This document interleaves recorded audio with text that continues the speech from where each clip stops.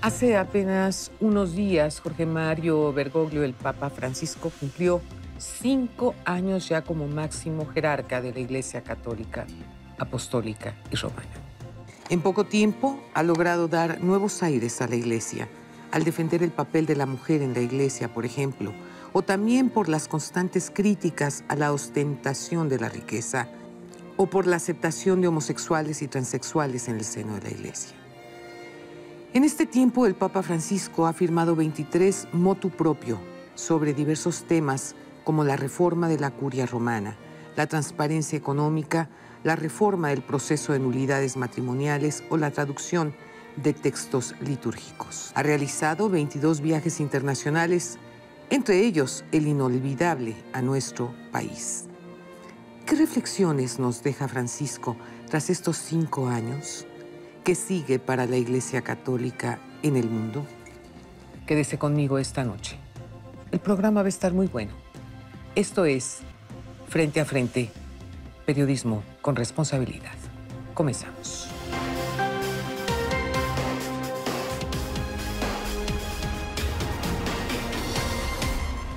Me da muchísimo gusto recibir esta noche en el programa a Carlos Villarrois. Él es periodista y escritor católico y hemos coincidido en muchísimas ocasiones, mi querido Carlos, pues entre otras, por supuesto, ahí en Roma, cuando tomó posesión, por llamarlo de alguna manera, el Papa Francisco. Estábamos allá juntos en Roma. Qué experiencia tan más interesante, de verdad, ¿eh? Sobre todo, yo tengo muy claro cuando me preguntabas, ¿y qué opinas del Papa Francisco? Y yo te decía, me parece un hombre de carne y hueso. Me parece un ser humano con una gran sensibilidad, con una enorme sencillez, que no le había yo conocido a ningún otro papa. Es decir, detalles que la gente desconoce, como por ejemplo, cuando al día siguiente que tomó posesión, pues fue a dar misa y le llevó las flores a la Virgen y le pidió a uno de los trabajadores del Vaticano que él no quería esos carros ostentosos que usaban los papas, sino que le diera un aventón en su coche y que además lo llevara a pagar la cuenta del hotel, porque había quedado debiendo el hotel y que él no hacía esas cosas, ¿no? Por ejemplo, que él no iba a estar utilizando esas estolas con pieles como las que usaban antes los papas, ni tampoco esas cruces de oro llenas de piedras preciosas, que él iba a utilizar su cruz de plata que trajo de Argentina. Y sus zapatos tampoco se iba a poner los zapatos rojos del Papa, que él traía sus zapatos negros de Buenos Aires y que estaban en perfectas condiciones. Así que él no iba a cambiar. Cosas que de entrada estaban rompiendo con una serie de tradiciones milenarias en el Vaticano que lo hacían un hombre radicalmente distinto a lo que estábamos nosotros como católicos acostumbrados a ver. Hay cosas que él como papa americano ha llevado la sensibilidad americana a Roma. ¿Sí? No nada más el castellano como lengua. Y por ejemplo, él acaba de convocar, ¿verdad?, relativamente hace poco, un sínodo sobre las Amazonas. Caray, las Amazonas, el pulmón del planeta. Primero hace una encíclica en donde cita a Octavio Paz, en donde participa, en cierto modo, el patriarca de Constantinopla, ¿verdad?, de Bartolomé, su toda santidad Bartolomé, una encíclica compartida, y nos pone el dedo en el renglón. El planeta es nuestra casa común. Claro. Y le preguntan, ¿es una encíclica? Pues sí, es una encíclica, ¿no? Pero son opiniones. Opiniones que molestaron a los petroleros. Sí, sí. Opiniones que molestaron y que siguen molestando a muchas personas que dicen, no hay cambio climático. Y el Papa Francisco dice, sí, hay cambio climático. Sí, claro, por supuesto. Vamos a aprovechar los recursos naturales con responsabilidad y con una responsabilidad social, ¿no? El Papa nos dice las periferias, sálganse a las periferias, le dice a todos los párrocos, a todos los obispos, y él mismo pone el ejemplo y se va a las periferias, ¿no? Llama la atención, por ejemplo, que le lave los pies el Jueves Santo en la cárcel, pero no es el único papa que ha celebrado en la cárcel. ¿verdad? Hay otros papas que han celebrado Bueno, en acuérdate de las Juan Pablo cárceles. II, cuando Claro, él fue víctima de un atentado, él fue directamente a la cárcel a perdonar al que lo había baleado. claro, sí. Entonces, sí, Francisco es un papa excepcional, un papa que responde a nuestro tiempo, un papa que siente que la iglesia necesita reformas, pero dice, yo no las voy a hacer solo.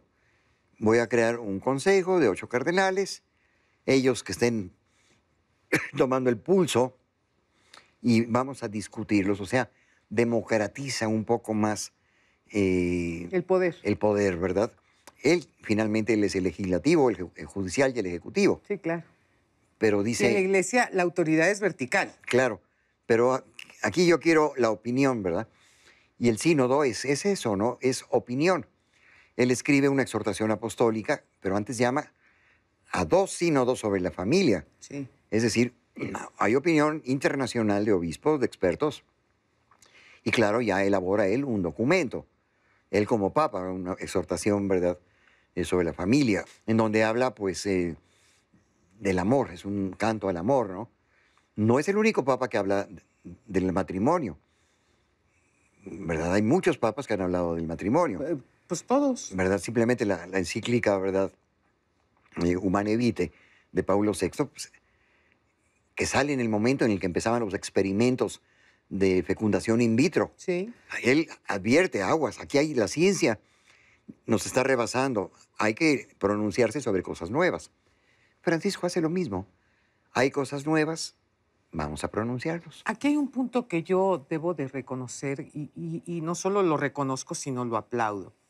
Porque desgraciadamente hay ciertos sectores de la iglesia que son terriblemente tradicionalistas y que condenan, de antemano condenan. O sea, no hay una actitud de humanismo y de sensibilidad y de respeto y de amor, que eso fue lo que finalmente nos vino a enseñar Jesús.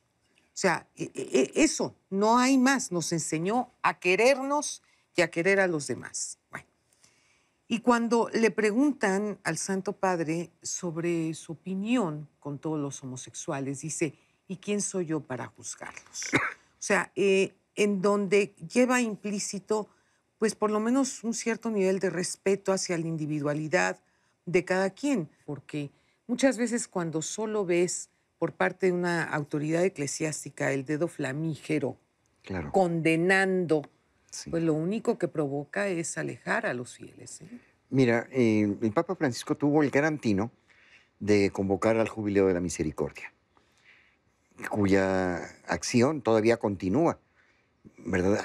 No se acabó el Jubileo de la Misericordia.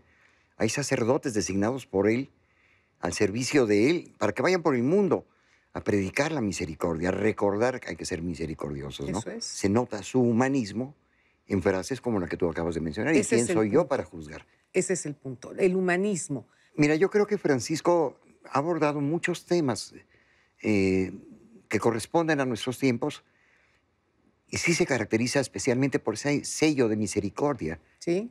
que lo vemos al abrazar y besar enfermos, ancianos. Él mismo rompe ciertos protocolos porque está celebrando y de momento ve a una silla de ruedas y ahí va a abrazar a la persona de silla de ruedas, ¿no? Recordemos esa fotografía de una anciana que tenía una pancarta que decía, soy ciega y quiero tocar su manto, ¿no? Sí, Paren el papamóvil, aquí yo me bajo. claro. O el aventón que le dio a un estudiante, ¿verdad? Que, a un compañero de escuela o de trabajo, ¿verdad? Y paren, y ven, súbete, te doy un aventón. Sí, sí, sí, O sí. sea, esas cosas espontáneas Que lo hacen lo que es. que le hacen lo que es. A veces nos preocupa a todos la poca seguridad que él exige en sus viajes internacionales y por Roma. Es decir, no quiero guardias, no quiero... Pero espérate, vas a un país donde hay violencia. Dios me cuida. ¿Qué tal eso? O sea, es un hombre de fe. Y eso es admirable, ¿no? Papa visita un país, ¿verdad?, que tiene problemas de violencia. Pues bueno, el Papa ahí ha estado Claro. como pescador, ¿verdad? En los países en donde hay problemas. A él no le interesa visitar el primer mundo. A él le interesa visitar los países donde él puede llevar un mensaje de esperanza, de amor, de fe. ahí.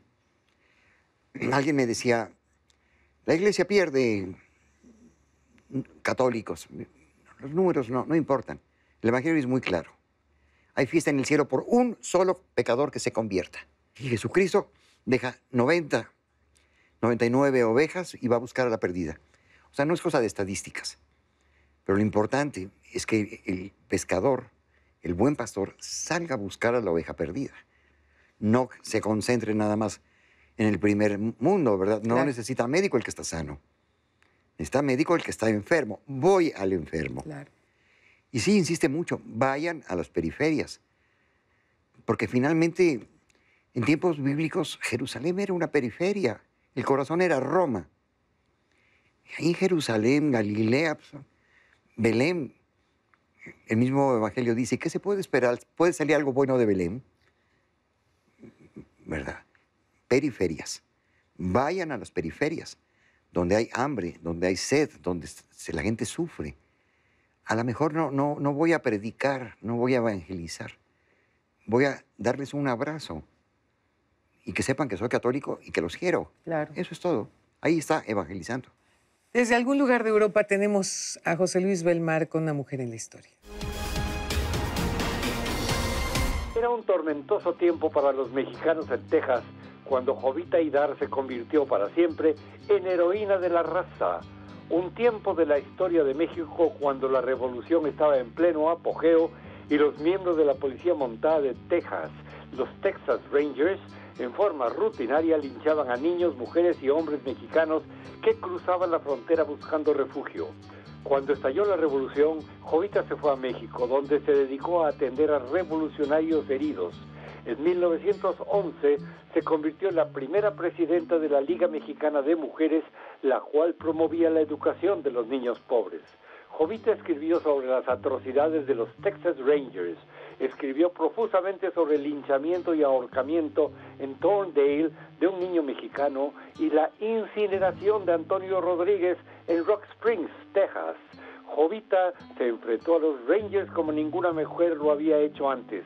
El propio presidente Woodrow Wilson temía las acciones de Jovita y envió a los Rangers a destruir las prensas de la Crónica, cosas que no lograron porque Jovita, bien agarrada del marco de la puerta, impidió la entrada de estos. Jovita Hídar, mexicana hasta las cachas, murió en 1946, pero su lema, por la raza y para la raza, permanece vigente en la memoria de los mexicanos residentes en Texas. José Luis Belmar presentó para Frente a Frente a Una mujer en la historia, Jovita Hídar. Mi Carlos, te agradezco tanto que me hayas acompañado esta noche. Lolita, es un placer muy grande y además me hiciste recordar bellos momentos de hace 5 años. Días lluviosos, días en que estábamos empapados y con frío. Sí, cómo no. La plaza de San Pedro llena y llena de niños. Sí. Y cuando dijeron Bergoglio, Habemus Papa, Habemus Papam. todo el mundo, hasta los paraguas cerraron y empezaron a cantar y a bailar. Sí, Hay fe. Sí. Por supuesto Hay que fe. sí. Y después nos fuimos a comer con el cardenal. Así es, luego cenamos. Te agradezco muchísimo, de verdad, que me hayas acompañado. No se pierda nuestro próximo programa. México vive tiempos de cambio, tiempos de dar la cara. Tiempos para hablar frente a frente. Muy buenas noches.